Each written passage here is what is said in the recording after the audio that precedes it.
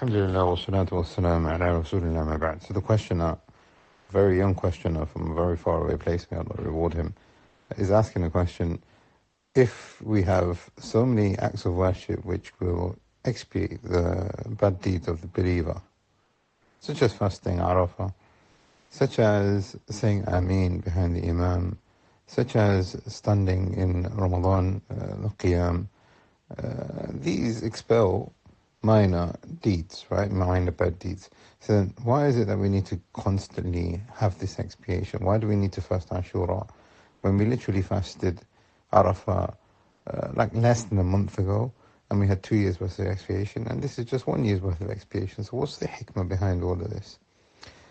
Number one, Allah subhanahu wa ta'ala has given us a legislation, and that legislation is for us to submit to. That's where we start off. Okay? So asking for the hikmah, there is nothing wrong with that, inshallah. However, it is on the condition that the person is going to submit irrespectively. The person has already submitted. So if you look at when the malaika ask Allah subhanahu wa ta'ala, when Allah subhanahu wa ta'ala says, Inni ja'ilun fil ardi khalifa, they said, well, I'm going to make on earth, a creation that's going to live on it, a khalifa, living generation after generation.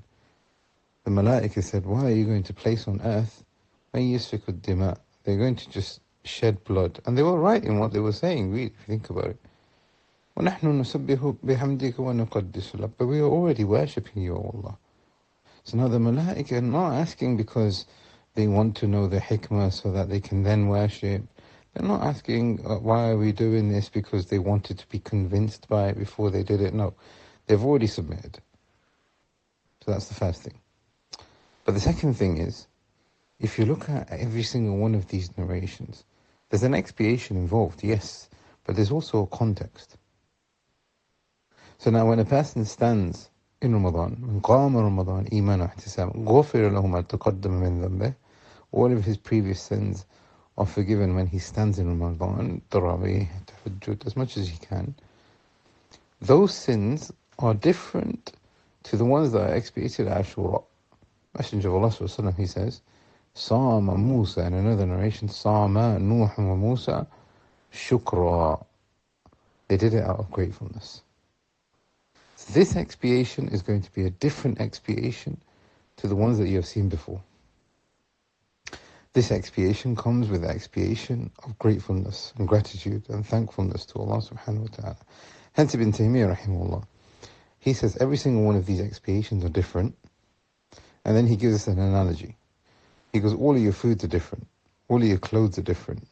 You have different foods for different occasions. You've got different foods that give you different forms of nutrition. You've got different clothes that protect you in different ways. If a person was just going to eat meat, no vegetables, no fruit, no water, no juice, no nothing else, just meat, and he says, I'm sufficed with just meat, then we will say that a person will have an imbalance. The person will have malnutrition, etc. Therefore, Ibn Taymiyyah, in his analogy, he's basically saying that when you are wearing clothes, when you're eating food, you are getting the right balance.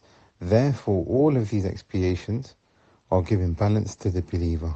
They all carry different expiations.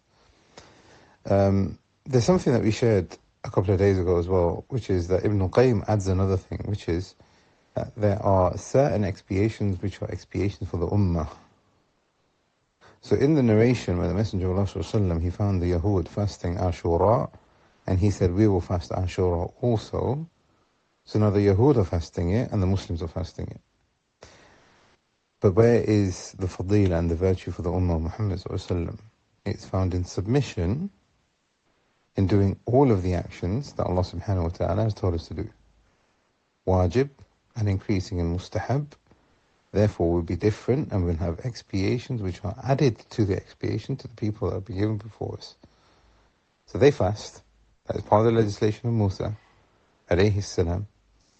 But we have got certain things that other nations don't have, such as Arafah, such as Ramadan, such as Ameen behind the Imam. In a narration which is Sahih, they said, the Messenger of Allah sallallahu alaihi wasallam said, that they are envious over the Ummah of Muhammad sallallahu alaihi wasallam, and one of them is the Ameen.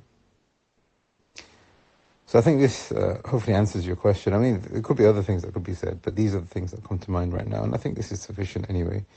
And I think it's enough as a motivation, and knowing that Allah subhanahu wa ta'ala has only legislated that which is good for the servant. And it's upon him then to submit to him subhanahu. We ask Allah subhanahu wa ta'ala that He makes us of those who submit for the sake of Allah, seeking His reward, and being of those who are the muhsineen. هذا والله أعلم وصلى الله على